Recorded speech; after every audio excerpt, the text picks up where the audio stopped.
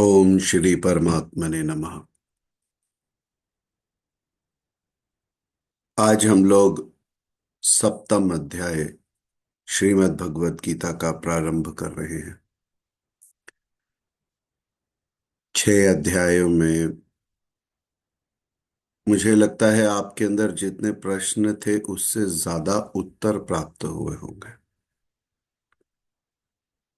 जितनी जिज्ञासाएं उठ रही थी उससे ज्यादा तो योगेश्वर भगवान श्री कृष्ण कह चुके हैं। और सच तो ये है कि दूसरे ही अध्याय में उन्होंने जो जो कह दिया, बस ऐसा लगता था बस काम करना है,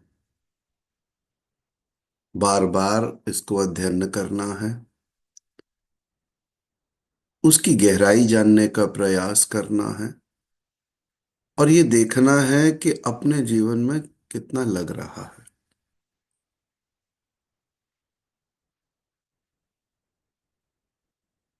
इतनी कृतज्ञता ईश्वर के लिए हृदय में आती है कि हमारा ये जन्म सार्थक होता है जब हम उस दिशा में मनन चिंतन करते हैं और निरंतर प्रयास करते हैं। ईश्वर की ओर जाने वाले रास्ते में भी फल की प्राप्ति की इच्छा नहीं होनी चाहिए। ईश्वर को पाने की भी इच्छा नहीं होनी चाहिए, मोक्ष को पाने की भी इच्छा नहीं होनी चाहिए। केवल मनन चिंतन करते रहना है और प्रयत्न करने हैं। भगवत गीता हमें हमारे जीवन को कर्म प्रधान बनाती है, हमें प्रेरित करती है समझने के लिए और प्रयास करने के लिए। प्रयास भी कैसा? ईमानदारी से भरा हुआ। लेकिन जब तक आप दिशा को नहीं समझते हो, आप अपनी दशा को नहीं समझते हो। ये तो समझना जरूरी है, किस दिशा में जा रहे हो, आप क्या हो, क्या कर रहे हो। और ये सभी चीजों को, हालातों को, सभी को समझाती है श्रीमद् भगवत गीता। तो पहले 6 अध्याय के अंदर निष्काम कर्म योग क्या है, ज्ञान योग क्या है, कर्म क्या है, यज्ञ क्या है, उसकी विधि क्या है, योग का असली वास्तविक स्वरूप क्या है, अर्थ क्या है, ये सब चर्चाएं चल ही रही है। अवतार कब लेते हैं भगवान, सनातन क्या है, आत्म स्थित पुरुष के क्या गुण होते हैं, हम कितनी सारी बातें लगभग पढ़ चुके हैं। लेकिन जब जो 6 अध्याय के अंतिम श्लोक में भगवान श्री कृष्ण ने कहा, मदगतेना अंतरात्मना, मदगतेना अंतरात्मना, कि मुझ में जो अच्छी प्रकार स्थित होने वाला या मुझ में अच्छी प्रकार स्थित अंतःकरण वाला जो भी व्यक्ति होगा वो मुझे, मैं उसे श्रेष्ठ योगी मानता हूं। तो भगवान कहते हैं कि मैं ऐसे व्यक्ति को श्रेष्ठ योगी मानता हूं। ईश्वर खुद कह रहे हैं कि मैं ऐसे व्यक्ति को श्रेष्ठ योगी मानता हूं जो मुझ में स्थित अंतःकरण वाला है, जो पूरी तरह ठहर गया है मुझ में, मैं उसमें पूरी तरह ठहर गया हूं। वो मुझसे भिन्न नहीं है, मैं मुझसे भिन्न नहीं हूं। तो परमात्मा में अच्छी तरह स्थित होना क्या होता है?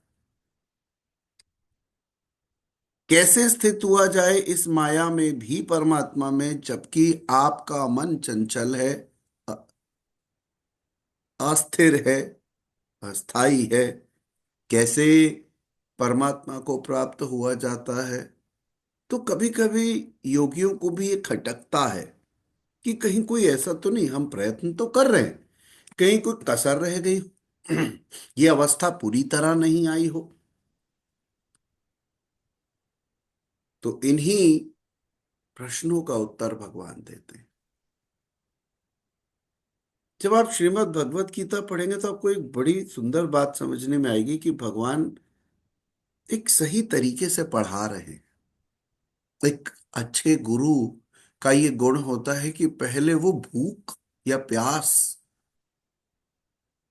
को जगाएं, फिर जल और भोजन दें। तो जब भी कोई नया अध्याय शुरू होता है, प्रारंभ होता है, उससे पहले एक प्रश्न खड़ा कर देते हैं भगवान, जिज्ञासा। और जब जिज्ञासा जागती है तो अगले अध्याय में वहां से शुरू करते हैं जो प्रश्न उन्होंने अधूरा छोड़ा होता है।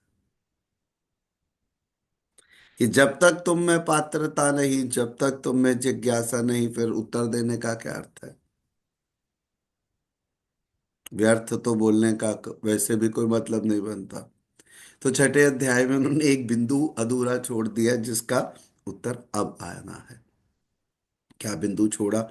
कि मुझ में स्थित होने वाला व्यक्ति कैसा होता है, जिसे भगवान कहते हैं मैं भी एक योगी मानता हूं।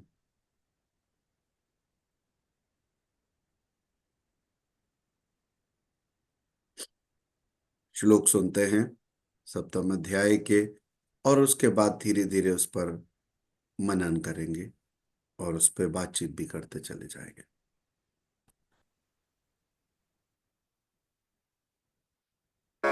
अथ सप्तमोऽध्यायः। ज्ञानविज्ञानयोगः। श्रीभगवानुवाच मय्यासक्तमनाः पार्थ असंशयं समग्रं मां यथा ज्ञास्यसि तच्छृणु। ज्ञानं तेऽहं सविज्ञानमिदं वक्ष्याम्यशेषतः। यज्ञात्वा नेह भूयोऽन्यज्ञातव्यमवशिष्यते। मनुष्याणां सहस्रेषु कश्चिद्यतति सिद्धये। यततामपि सिद्धानां कश्चिन्मां वेत्ति तत्त्वतः। भूमिरापो नलो वायुः खं मनो बुद्धिरेव च। अहङ्कार इतीयं मे भिन्ना प्रकृतिरष्टधा। अपरेयमितस्त्वन्यां प्रकृतिं विद्धि मे पराम्। जीवभूतां महाबाहो ययेदं धार्यते जगत्। एतद्योनीनि भूतानि सर्वाणीत्युपधारय। अहं कृत्स्नस्य जगतः प्रभवः प्रलयस्तथा। मत्तः परतरं नान्यत् किञ्चिदस्ति धनञ्जय। मयि सर्वमिदं प्रोतं सूत्रे मणिगणा इव। रसोऽहमप्सु कौन्तेय प्रभास्मि शशिसूर्ययोः। प्रणवः सर्ववेदेषु शब्दः खे पौरुषं ऋषु।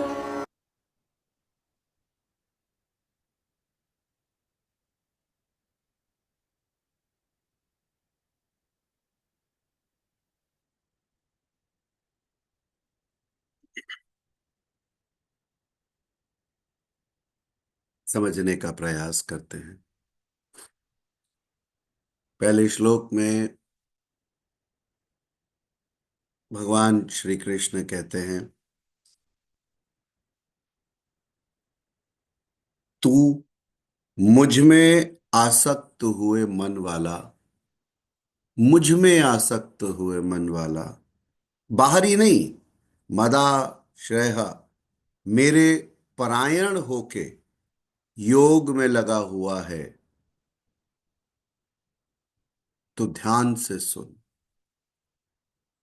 तो हम कैसे मन वाले होने चाहिए? जो पूरी तरह से ईश्वर में लीन हो, पूरी तरह से ईश्वर में मग्न हो, बाहरी तौर पर नहीं। अगर आप केवल बाहर से ईश्वर का नाम ले रहे हो, अंदर आप में कुछ और चल रहा है, तो आप कहाँ स्थित हो ईश्वर में? मेरे परायण होकर योग में लगा हुआ। योग का अर्थ क्या था? कम्युनियन, पूरी तरीके से जुड़ाव हो जाना। जब आपके अंदर भी आपको ईश्वर अनुभव हो, जब आपके बाहर भी आपको ईश्वर अनुभव हो, जब आपको केवल ईश्वर अनुभव हो, तब आप क्या होंगे? आप एक तरह से स्थित हैं ईश्वर में। तो भगवान ने क्या कहा कि ऐसे व्यक्ति को जो अच्छी प्रकार अंतःकरण से मुझ में स्थित है, उसको मैं भी श्रेष्ठ योगी मानता हूं, जिसके अंतःकरण में केवल ईश्वर बसते हैं, बाहर भी ईश्वर ही बसते हैं और ईश्वर ही ईश्वर बसते हैं। ऐसा व्यक्ति है जिसकी चर्चा अभी हो रही है। और संशय रहित तो होकर वो ये काम को करता है। ईश्वर के भाव में जब वो लग जाता है, उसमें थोड़ा सा भी, even the slightest of the slight भी डाउट नहीं रहता। अगर लेश मात्र भी संशय रह गया तो अभी तो बहुत कुछ रह गया। भगवान श्री कृष्ण समझाते हैं कि जो परम तत्व परमात्मा है, उनकी प्रत्यक्ष जानकारी का नाम ही ज्ञान है। इसलिए ये ज्ञान विज्ञान योग है। परम तत्व परमात्मा की जानकारी जो है, उसका नाम ही ज्ञान है। महापुरुष को एक साथ सर्वत्र कार्य करने की जो क्षमता मिलती है, जो कैपेसिटी मिलती है, जो पोटेंशियल पॉसिबिलिटी मिलती है, वह विज्ञान है। ये इसको दोबारा और ध्यान से सुने। जो परम तत्व परमात्मा है, उनकी जो प्रत्यक्ष जानकारी है, वह ज्ञान है। और जो महापुरुष को क्षमता मिल रही है उस ज्ञान को जानने की, वह विज्ञान है।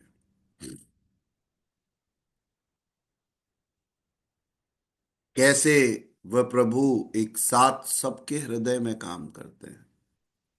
सोचिए, आप प्रकृति में कहीं बैठे हैं, परमात्मा का मनन कर रहे हैं, याद कर रहे हैं, प्रेम अनुभव कर रहे हैं, उसी समय पे कई लाख लोग यही भाव अर्जित करते होंगे और सबके हृदय में वही भाव आ जाता होगा। तो ऐसा कैसे होता है कि प्रभु एक साथ सबके हृदय में कार्य कर रहे हैं? किस तरह से वो भाव उठता है, बैठता है और स्वरूप बन जाता है? ये ईश्वर के ऊपर है कि वो कब निराकार स्वरूप में होंगे, कब साकार स्वरूप में होंगे। ये आपके हाथ में नहीं है। भक्त एक स्वरूप को पकड़ के रखना चाहता है, क्योंकि वो अपनी भावना को पकड़ के रखना चाहता है। लेकिन ईश्वर स्वरूप में होने ना होने से बहुत परे। आपको कोई स्वरूप दिखता है, बहुत अच्छी बात। नहीं दिखता है, बहुत अच्छी बात है। ये ध्यान दीजिएगा कि आप सीमित नहीं है स्वरूपों से। ईश्वर हमारे आकार के नहीं हैं, उनका विस्तार हमसे बहुत बड़ा है। अगर आप सोचते हैं कि वो 5.5 फुट के लंबे हैं और 2.5 फुट, 18 इंच चौड़े कंधे उनके, तो आप भ्रम में हैं। हम तो पृथ्वी पर भी चींटी बराबर नहीं दिखते, और पृथ्वी और परमात्मा में मिलियंस एंड मिलियंस ऑफ पृथ्वियां हैं। तो जो इतने बड़े विस्तार आकार के हैं, उन वो आपके भाव के लिए आपको सूक्ष्मादि सूक्ष्म दिख जाते हैं। उनका असली स्वरूप इतना छोटा नहीं है। हम अपनी सहज भाव के लिए एक छोटी मूर्ति भी बना लेते हैं और 108 फीट की मूर्ति भी बना लेते, पर वो तो 108 फीट भी नहीं है, वो तो उससे भी कई लाख गुना बड़े हैं। तो आकार में आ जाना, सूक्ष्मादि सूक्ष्म होना, या आकार से पड़े, जब वो बहुत बड़े हो जाएंगे तो आपके लिए निराकार हो जाएंगे, क्योंकि आप जान ही नहीं सकते शुरू ना आदि ना अंत। तो ये इस भाव में तो परेशान होना ही नहीं है। कई बार ऐसा होगा, आप जिनको सारा दिन ध्याते हो उनका रूप विस्मृत हो जाएगा, क्योंकि आप उनकी चेतना में डूब जाओगे। आप सब भूल जाओगे, सब समझ ही नहीं आएगा। ईश्वर की लिए जो प्रेम है, वो केवल डुबाने वाला है, अपने अंदर पूरी तरह से डुबा देने वाला है। यही तो खास गुण है। तो एक ही समय में ईश्वर अरबों खरबों हृदयों में अनुभव होते हैं, उठते हैं, भाव और पैदा होते हैं। और इस तरीके की जो कार्य प्रणाली है वह भी विज्ञान है। यानी कि आप सोचिए ये क्या साइंस है जिसमें एक ही टाइम पर इतने लोगों को सिमिलर एक्सपीरियंसेस होते हैं। साइंस में हम बोलते हैं ना, if we do an action there is a constant common results achieved, and every time you receive the same kind of experiences or same kind of results। तो एक ही समय पर वो कैसा सिस्टम काम करता है जबकि कितने ही लोगों को लगभग सिमिलर तरीके के भाव अर्जित होते हैं। तो इस तरीके की कार्यप्रणाली को भी विज्ञान कहा गया।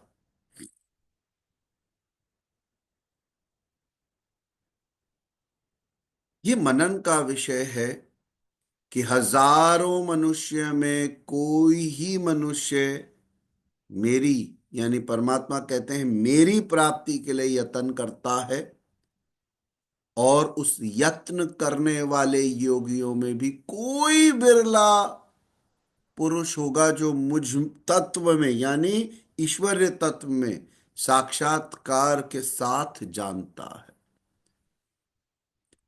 कितना प्यारा भाव आता है जब आप कभी मंदिर जाते हो तो आप देखते हो कि कितने ही लोग ईश्वर के लिए बावरे हुए हैं, इतना प्यार करते हैं। कुछ रो रहे होते हैं, कुछ बस उन्हीं को देख रहे होते हैं। इतना प्रेम लोगों में होता है। लेकिन ईश्वर खुद ये बात कह रहे हैं कि इतना सब कुछ होने के बावजूद भी हजारों मनुष्यों में जो प्रयत्न करते हैं मेरी ओर आने में, उसमें बहुत ही कम ऐसे हैं जिनको मैं योगी कह सकता हूं। ऐसे बहुत कम हैं, बिरला हैं पुरुष जो मुझ में यानी ईश्वरीय तत्व में साक्षात्कार करते हैं, ठहर जाते हैं। तो ईश्वर का समग्र तत्व क्या है? क्या वो एक स्थान पर पिंड रूप में है, a physical body, a material body, या फिर वो सर्वत्र व्याप्त हैं, द गॉड इज एवरीवेयर, और गॉड इज अ फॉर्म? इस पर भगवान श्री कृष्ण कहते हैं भूमि रापो नला वायु खम मनोबुद्धिरेव च अहंकार इत्यम में विन्ना प्रकृति रष्टधा। अर्जुन, भूमि, जल, अग्नि, वायु, आकाश, मन, बुद्धि और अहंकार, ये 8 प्रकार के भेदों वाली मेरी प्रकृति है। पंच महाभूत के नाम लिए, भूमि, जल, अग्नि, वायु, आकाश, और 3 और इंपॉर्टेंट एस्पेक्ट्स बोले, मन, बुद्धि और अहंकार। बोला इन 8 से बने हुई भेदों वाली मेरी प्रकृति है। भगवान क्या कह रहे हैं? ये प्रकृति जो बनाई है मैंने बनाई है। इसे मैं क्या कहता हूं? भगवान कहते हैं इसका नाम अष्टधा मूल प्रकृति। अष्टधा मूल प्रकृति।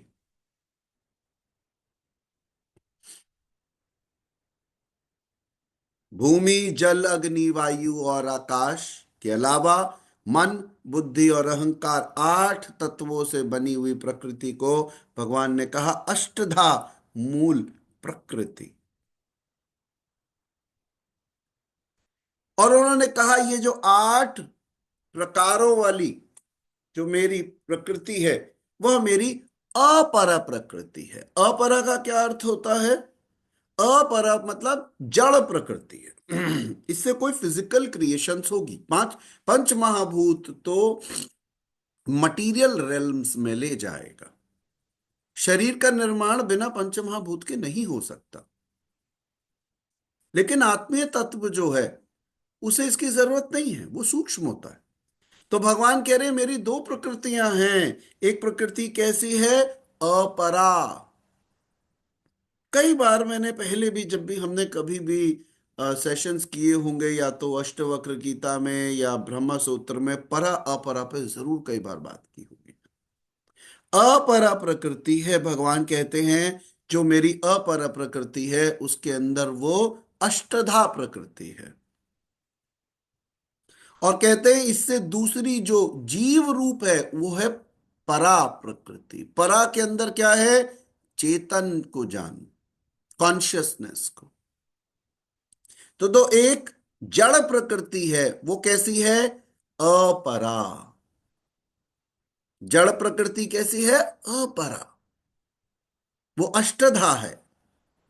लेकिन दूसरी कौन सी प्रकृति है? दूसरा जो हिस्सा है प्रकृति का, उसका नाम है जीव रूप चेतन की जो प्रकृति है, जिससे संपूर्ण जगत धारण किया हुआ है भगवान ने।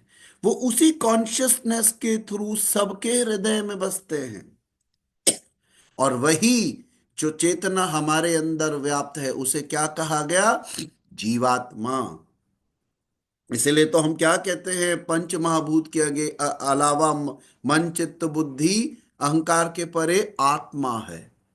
तो जब आपके पंच महाभूत के अलावा मन बुद्धि और अहंकार हटा दो, शायद चित्त को मन से जोड़ लिया गया, अहंकार हटा दो, तो जो ये कौन सी प्रकृति, ईश्वर का कौन सा स्वरूप है? ये सारा अपर।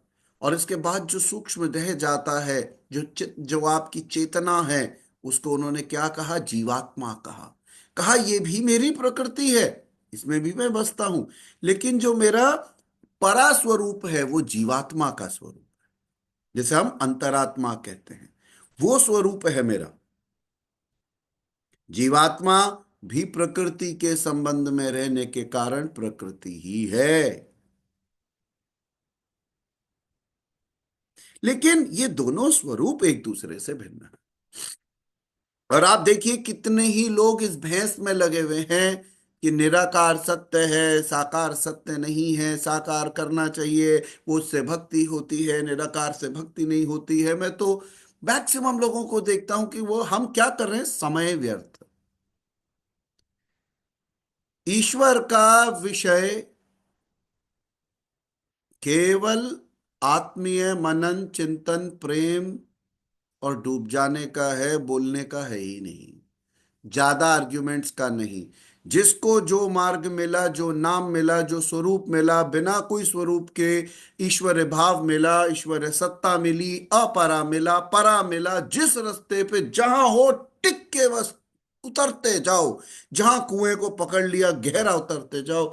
आप सब छोड़ दो उसके ऊपर जिसकी सत्ता है। हर मार्ग, हर नदी, हर झरना वहीं जाकर मिले, कोई दूसरी चीज ही नहीं है। कोई दो बुद्धिमान व्यक्ति तर्क पे डिस्कशन कर सकते हैं, दो ईश्वरीय प्रेमी नहीं करते। वो भाव में रहते हैं और आनंद लेते हैं उस हर पल का। तो ईश्वर बहुत विस्तृत है। आप निराकार परब्रह्म में चेतना के द्वारा भी ईश्वर तक पहुंच सकते हो, और अष्टधा प्रकृति में स्वरूप के द्वारा भी पहुंच सकते हो, अपरा से भी पहुंच सकते हो, परा से भी पहुंच सकते हो। और ये अलग नहीं है।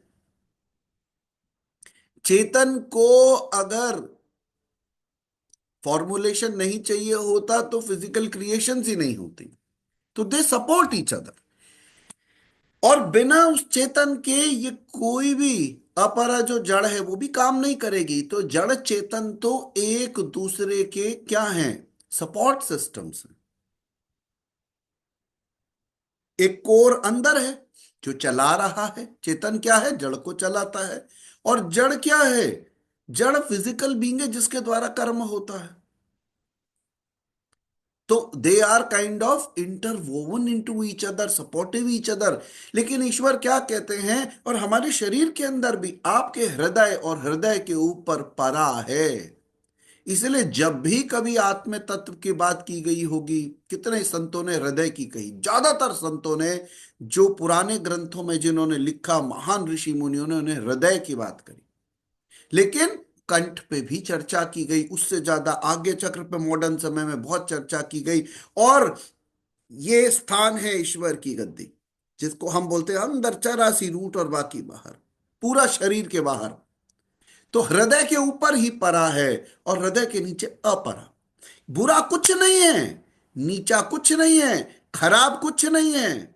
हर स्थान में कण कण में ईश्वर बसता है। कोई नीच ऊंच गंध भला बुरा कुछ नहीं है।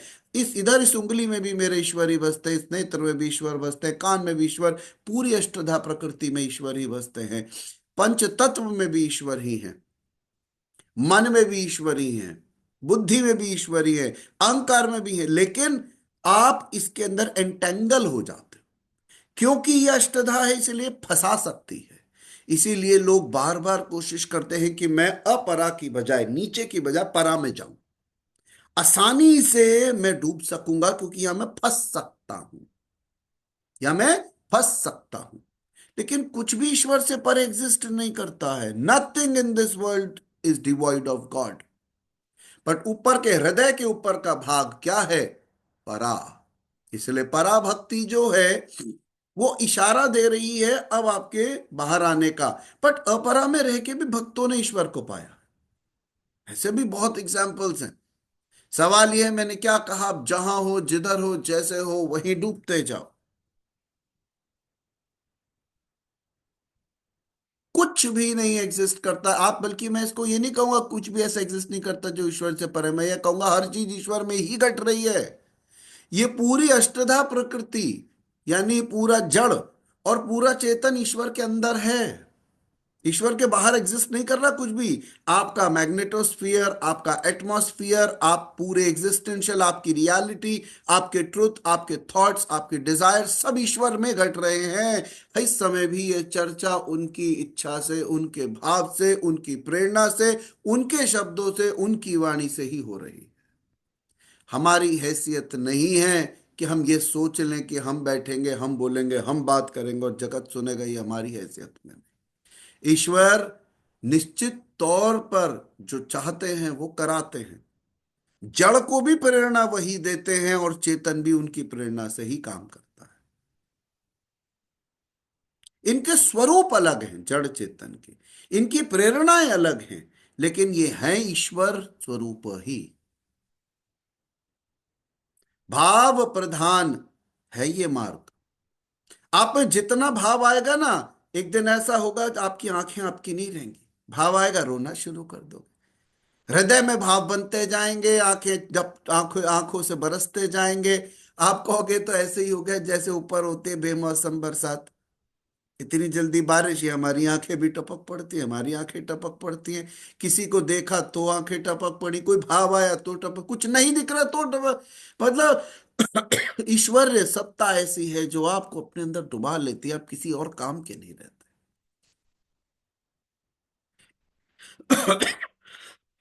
नीरस सा होने लगता है संसार, क्योंकि रस तो कहीं और है। इतना प्रेम ईश्वर के लिए जब हृदय में समाने लगे, तो आप सोचिए, तो जड़ हो जो कि अष्टधा प्रकृति का है, या चेतन हो जो परा का है, जो धारण कर लेता है, तो वो जो परा है वो क्या है? जीवात्मा है। जीवात्मा भी प्रकृति के संबंध में रहने के कारण प्रकृति ही है। तो अर्जुन, ऐसा समझ कि पूर्ण भूत इन महाप्रकृतियों से, परा और अपरा प्रकृतियों से ही उत्पन्न होने वाला। तो हमारे शरीर में मैंने क्या कहा? हृदय के ऊपर परा है, हृदय के नीचे अपरा है।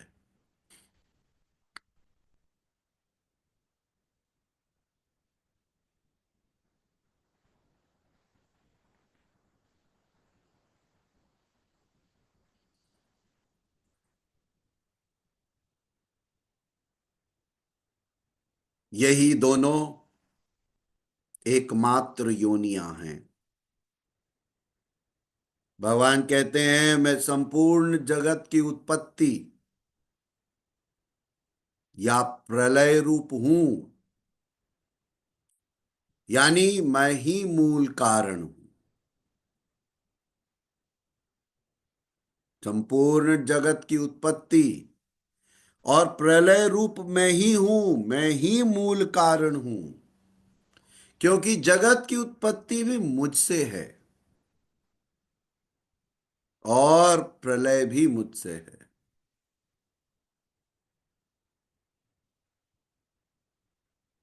सोचिए, इतना ही बोलने और सुनने के बाद भाव पता है क्या हो रहा है?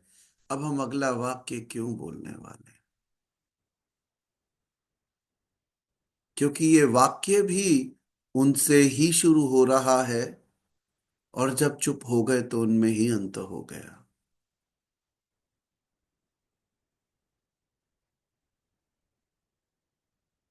केवल एक ही भाव, मेरे ईश्वर, मेरे ईश्वर, मेरे ईश्वर। जो क्षमता आप दे रहे हैं सुनने की या बोलने की, करने की या ना करने की, हर चीज का शुरू और अंत आप हैं। आपको डुबाने लग जाता है। The most beautiful thing behind all this is the awareness that the God is completely in you and around you. हम जब तक अपने आप को एक व्यक्ति विशेष मानकर, अपने आप को दूसरों से अलग मानकर अपनी क्रियाओं में मग्न रहते हैं, हम ईश्वरमय नहीं हैं, क्योंकि अहंकार हमें दूर करता है।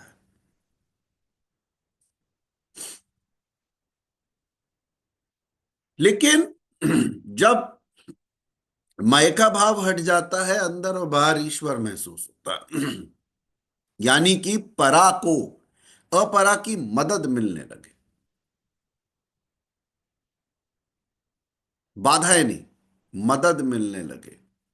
और आपको यह भी महसूस हो कि ये शरीर भी जो है अंदर से ईश्वर से ही भरा है, बाहर भी ईश्वर से ही भरा है। हर शब्द ईश्वर से उदय हो रहा है, हर शब्द ईश्वर में विलय हो रहा है, और कुछ नहीं जान पड़ रहा मेरे ईश्वर के सिवा। तो अब आप ईश्वर सत्ता में डूबते जा रहे हैं। ईश्वर ये बात बड़ी क्लैरिटी से कहते हैं, मैं ही एग्जिस्ट करता हूं, मैं ही हूं, मेरे स्वरूप अलग अलग हैं। उसे तुम अच्छा बुरा जो मर्जी बोलते रहो, पर मेरे अलावा यहां एग्जिस्ट ही कुछ नहीं करता। तो जिसे नीचा खराब, ऊंचा खराब, भला बुरा जो बोलोगे वो भी मैं ही हूं। ठीक है, मेरी कोई कोई प्रकृति घुमाने और फंसाने वाली होगी, कोई कोई निकालने वाली होगी, लेकिन सब एक दूसरे को मदद करेंगे, क्योंकि सब में मैं ही हूं। जब तक प्रकृति विद्यमान है, तब तक मैं ही उसकी उत्पत्ति हूं। और जब कोई महापुरुष प्रकृति को पार पा लेता है, तब मैं ही महाप्रलय भी हूं, जो अनुभव में आता है।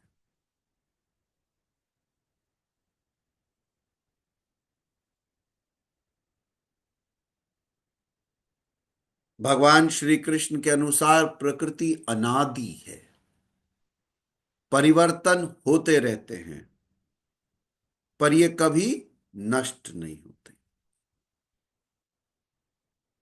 प्लस माइनस निरंतर चलते रहते हैं। भगवान कहते हैं, मेरे सिवाय किंचित मात्र भी दूसरी वस्तु नहीं है।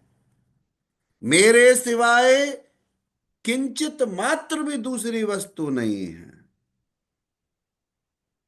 फिर दोहराता हूं, मेरे सिवाय, ऐसा ईश्वर कहते हैं, दूसरी वस्तु कोई नहीं। जब ईश्वर के प्यार में आप बावरे होते हो ना, तो इसको भी ऐसे प्यार करने लगते हो।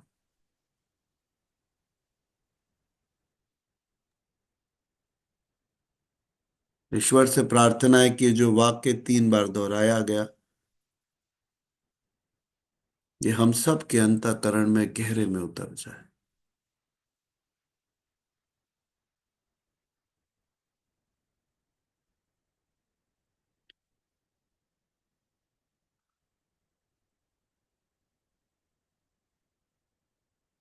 जिस जिस को जब भी ये हाथ स्पर्श करें, तो ईश्वर ही भाव से स्पर्श करें।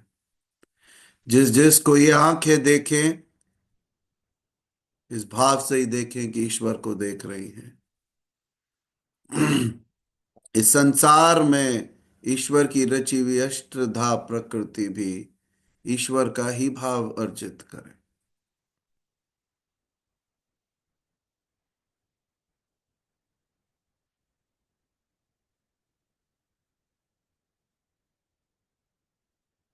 जितना ईश्वर के प्रेम में आप डूबते जाओगे, ईश्वरीय सत्ता आप में और प्रबल होती जाए। फिर दोहराता हूं, एक बार बार बार कहने का मन करता है। भगवान कहते हैं, मेरे सिवाय किंचित मात्र भी दूसरी वस्तु नहीं है। ये संपूर्ण जगत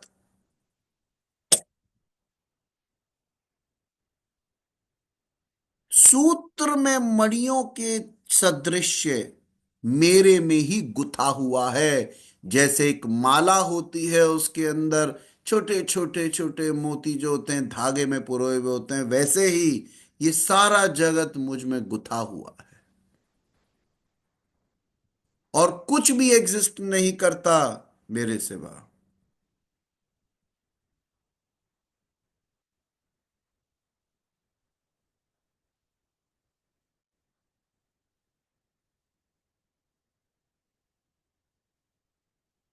आगे कुछ और श्लोक सुनते हैं, समझने का प्रयास करेंगे।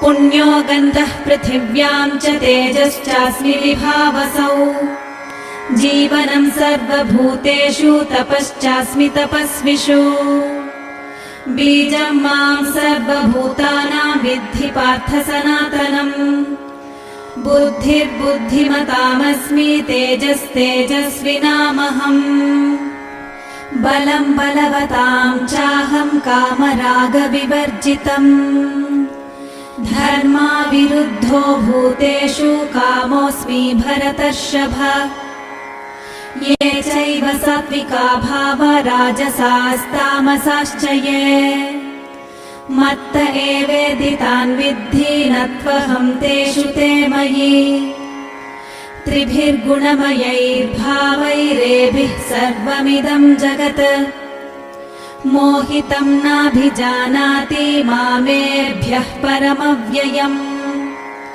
दैवी ह्येषा गुणमयी मम माया दुरत्यया मामेव ये प्रपद्यन्ते मायामेतां तरन्ति ते न मां दुष्कृतिनो मूढाः प्रपद्यन्ते नराधमाः माययापहृतज्ञाना आसुरं भावमाश्रिताः।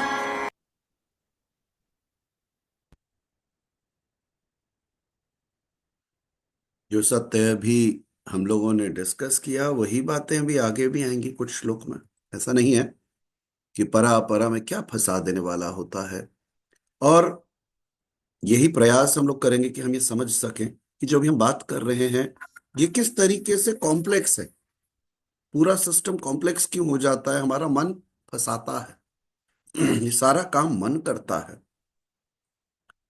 तो भगवान कहते हैं कि मेरे सिवाय किंचित मात्र भी कोई दूसरी वस्तु है नहीं।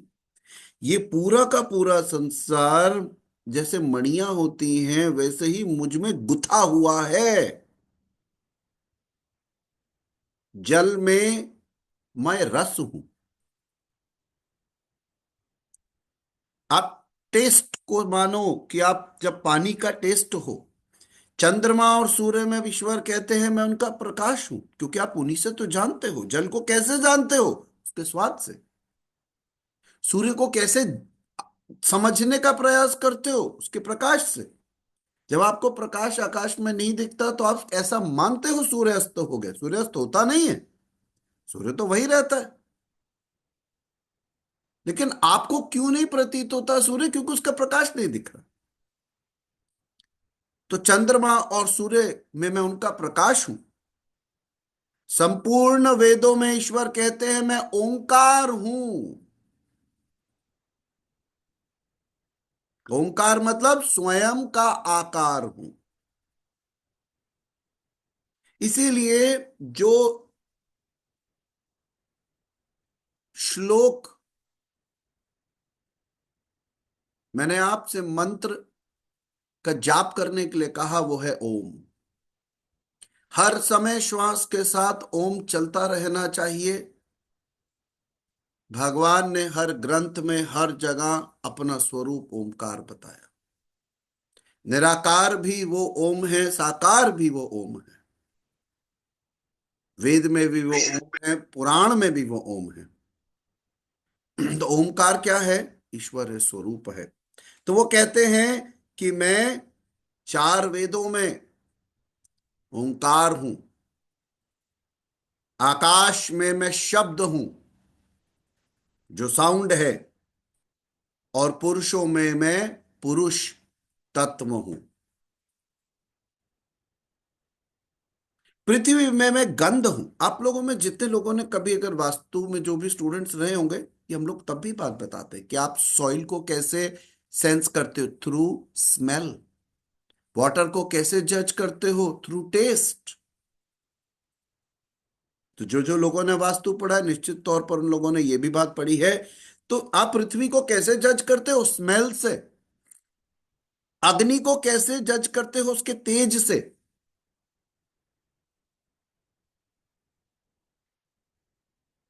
तो जो सेंसेस हैं, उनके माध्यम ईश्वर कहते हैं मैं ही हूं। संपूर्ण जीवों में उनका जीवन हूं, और तपस्वियों में उनका तप। तो जो भी चीजें जीवित हैं, उनका जीवन का स्वरूप कौन है? ईश्वर। इसलिए जब कोई चींटी चल रही है, तो आप जानते हो जो जीवन उसके अंदर है, वो ईश्वर का इशारा देता है, ईश्वर है। तभी तो आप हिंसा कर नहीं सकते। ना जान के ना अनजाने में आप किसी को मार नहीं सकते, तकलीफ नहीं दे सकते, क्योंकि ईश्वरीय तत्व है उसमें। भाव ही नहीं आएगा, आप कर ही नहीं पाओगे। तो भगवान कहते हैं तू संपूर्ण भूतों का सनातन कारण, सनातन कारण और बीज मुझे ही जान। Because he is the source of evolution, he is the source and the reason of evolving. कहते हैं मैं बुद्धिमानों की बुद्धि हूं, और तेजस्वियों का तेज हूं। मैं बलवानों की कामना हूं, और आसक्ति रहित लोगों का बल हूं। तो ईश्वर कहने का प्रयास क्या कर रहे हैं? मैं ही हूं, मैं ही हूं, मैं ही। कुछ नहीं है मेरे सिवा, किंचित मात्र भी मेरे सिवा कुछ नहीं। हमारी केवल भेदों वाली बुद्धि है जो हमें भटकाती है, ईश्वर के भाव से दूर करती है, तर्कों को खड़ा करती है, और हमें उस सत्य से जो हर चीज में बसता है, हर जगह अनुभव होता है, उससे दूर ले जाती है। जब हम छोटी क्लास के अंदर फिजिक्स पढ़ना शुरू करते हैं और ये सीखने का प्रयास करते हैं, energy can not be created nor can it be destroyed, it only transforms, हमें तभी भी समझ जाना चाहिए कि अगर कोई सत्य है ऊर्जा का जो ना कभी रचता है, रचा जा सकता है, ना कभी नष्ट होता है, वो केवल रूप परिवर्तन करता है, यहीं से ईश्वर की सत्ता की शुरुआत हो जाती है। आप एनर्जीज में जब पढ़ेंगे तो रेजोनेंस पढ़ेंगे। when two particular frequencies match at a particular time, one of them resonates at a higher, और वो ऑसिलेट करती है। निश्चित तौर पर गॉड एक एग्जिस्टेंशियल रियलिटी है, जैसे ही आपकी फ्रीक्वेंसी उनसे मैच करेगी, हिल जाओगे अंदर से, या पूरी तरह डूब जाओगे।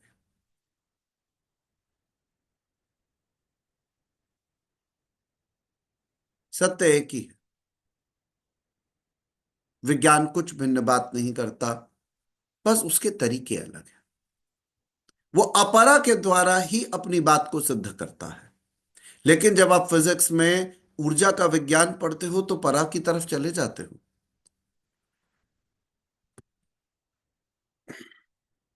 सत्य हर बार हर जगह लगभग सिमिलर ही पकड़ में आएगा। आप में से कुछ लोगों के वीडियोस बंद हैं, कोशिश करिए आपके वीडियोस ऑन रहे क्लास में।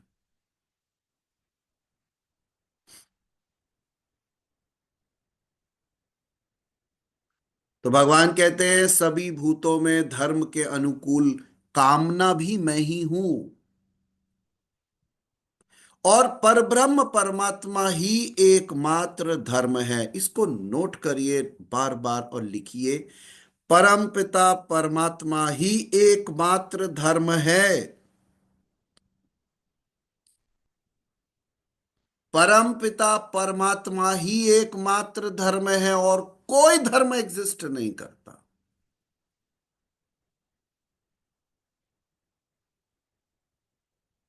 बाकी जो व्यवस्थाएं हैं वो काम कर रही हैं।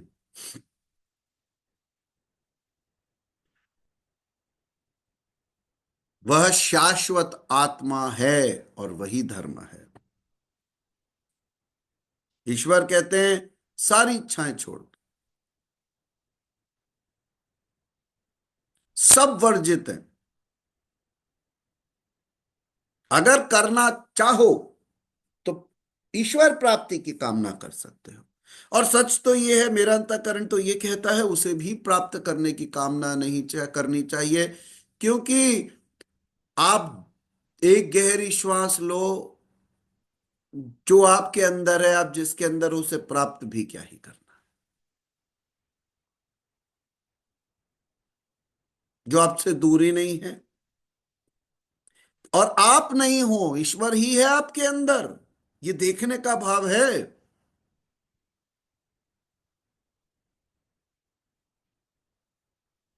फिलहाल और जितनी कामनाएं हैं वो ईश्वर से दूर ले जाएंगी, ये निश्चित है। जितनी इस संसार से संबंधित कामनाएं हैं वो ईश्वर से दूर ले जाएंगी, उद्देश्य भिन्न करती जाएंगी। अगर आप भटके हुए हैं तो ईश्वर की कामना करें, ईश्वर के करीब आने के बाद उसको भी त्याग दें।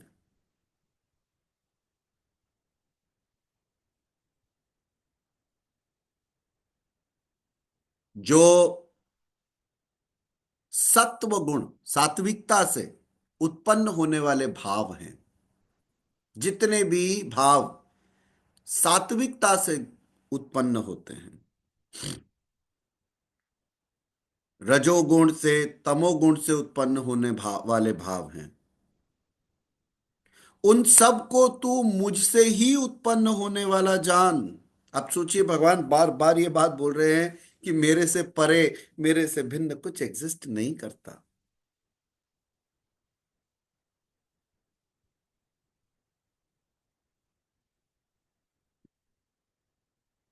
परंतु वास्तव में उनमें मैं और वे मेरे में ही हैं।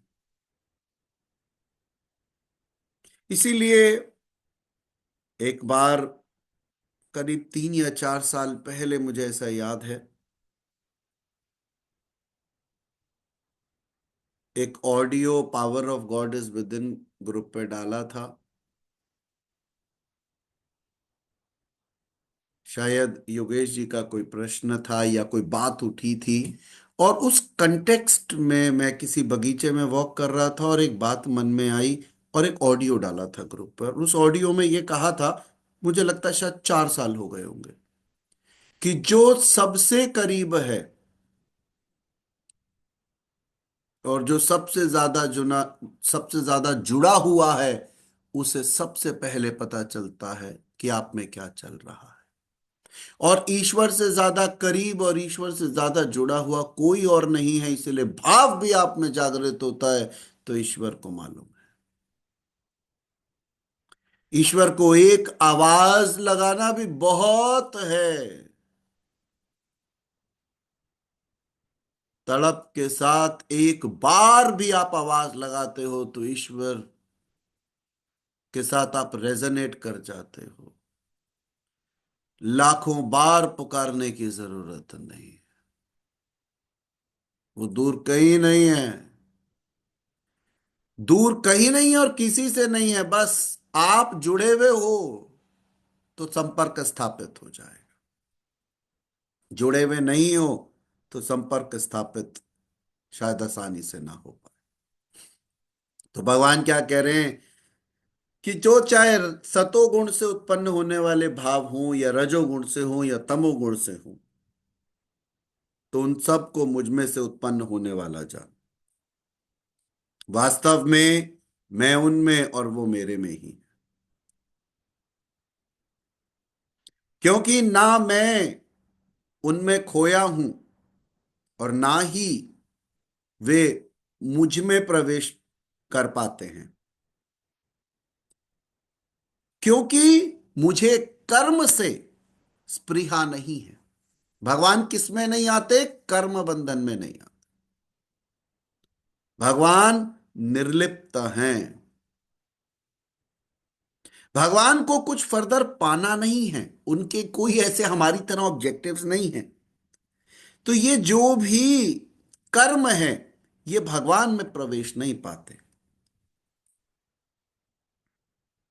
जिस प्रकार आत्मा की उत्पत्ति से ही शरीर को भूख प्यास लगती है, जब आप में आत्मा आ गई तभी जीवन आया, जीवन आपके अंदर रोपित हुआ तो शरीर एक तरह से नॉर्मल तरह काम करना शुरू कर गया, तो भूख लगेगी, प्यास लगेगी, बहुत चीजें होंगी। अन्न जल का आप प्रयोजन करोगे, खाना पीना खाओगे, तो सारा सिस्टम एक्टिव हो जाएगा। यानी ये जो परा प्रकृति है ये अपरा की मदद लेती है और पूरे सिस्टम को रन करती है। तो they both kind of support each other in functions. क्योंकि भगवान गुणातीत हैं, इसीलिए इन तीन गुणों से परे हैं, इसलिए कर्म में भी लिप्त नहीं होते। सात्विक, राजसिक, तामसिक, इन तीन गुणों को के कार्य रूप भावों से यह सारा जगत मोहित हो रहा है, इन्हीं तीन गुणों में। इसलिए लोग इन तीन गुणों से परे, बियॉन्ड, मुझ अविनाशी को तत्व से भली प्रकार नहीं जानते। तो भगवान कहते हैं मैं इन तीन गुणों से परे हूं। मैं रजस, तमस और सात्विकता से परे हूं। क्या शब्द भगवान के लिए यूज होता है? गुणातीत। यानी अंश मात्र भी गुणों का आवरण विद्यमान नहीं है ईश्वर में, तभी तो वो न्यूट्रल होते हैं। आप भी जब ईश्वरीय सत्ता में एंटर करने लगोगे तो इस प्रकृति में हस्तक्षेप बंद कर दोगे। आप भी न्यूट्रल होके बस देख रहे होगे जो चल रहा है, जैसे ईश्वर दृष्टा की तरह सब देखते हैं, कर्म में लिप्त नहीं होते, उसी तरीके की चीजें अर्जित होने लगती हैं। तो भगवान तीनों गुणों से परे हैं, अंश मात्र भी गुणों का आवरण उनमें विद्यमान नहीं है।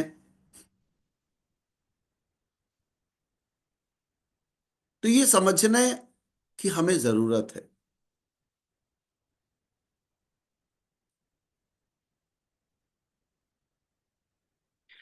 भगवान कहते हैं जो पुरुष मुझे निरंतर भजते हैं वो इस माया का पार पा जाते हैं।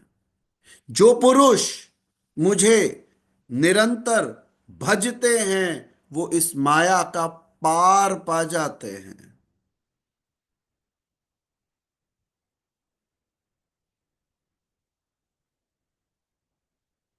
तो भजना किसे है? ईश्वर को निरंतर भजना है।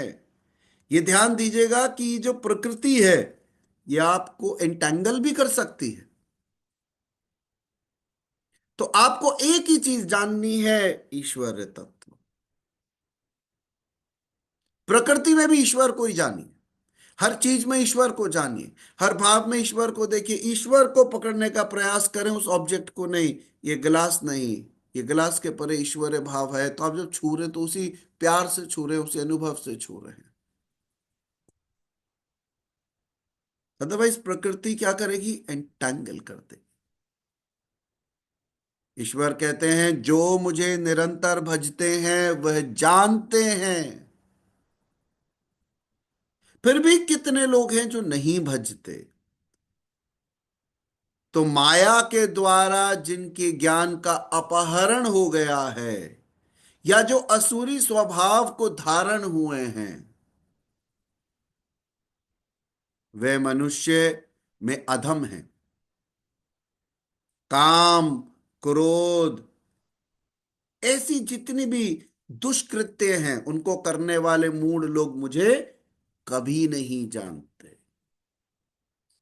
तो जो बेसिक समझ है वो ये है कि ईश्वर को जो निरंतर उनको ध्यान कर रहे हैं, मनन चिंतन कर रहे हैं, उन्हें भज रहे हैं, प्रेम से अपने अंतःकरण में जानते हैं कि मैं शिव में भी हूं, मैं शिवमय भी हूं, मैं ईश्वर में भी हूं, मैं ईश्वरमय भी हूं, मैं ईश्वर में भी हूं, मैं ईश्वरमय भी हूं, ईश्वर में भी हूं, ईश्वरमय भी हूं, ईश्वर, फिर मैं भी छोड़ दीजिए, ईश्वर में भी हूं, ईश्वरमय भी हूं।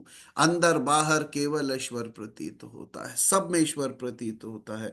ये हृदय इतना कोमल होता जाएगा, इतना प्रेम से भरा होता जाएगा, इतना आनंद हर पल रहेगा, हर श्वास में केवल ईश्वर का भाव रहेगा, जहां है जिधर है। एक अच्छी बात होती है ऐसे भक्तों में जो आध्यात्मिक हो जाते हैं, वो केवल ये नहीं सोचते ईश्वर मंदिर में ही वास करते हैं, वो जहां होते हैं उन्हें पता है कि ईश्वर अंदर और बाहर है। एक वाक्य जो मैंने बहुत बार दोहराया, फिर दोहराता हूं, जहां मीरा जाती है कृष्ण वहीं चले आते हैं। मीरा यहाँ व्यक्ति नहीं है। मीरा का संदर्भ है एक ऐसा व्यक्ति जिसके अंदर ईश्वर ही है। तो जहां ऐसा भक्त होता है, ईश्वर का आभा मंडल अपने आप बन जाता है। इसलिए ईश्वर को प्यार करने वाले दो लोग भी एक दूसरे को देख के इतना अच्छा महसूस करते हैं, क्योंकि एक दूसरे के द्वारा वो वही ईश्वर तत्व को नमन कर रहे हैं। इस भाव से बाहर ना आए, और प्रार्थना करते हैं परमात्मा से कि ये भाव हम सब के अंदर हर दिन हर समय और बढ़ता रहे, और बढ़ता रहे।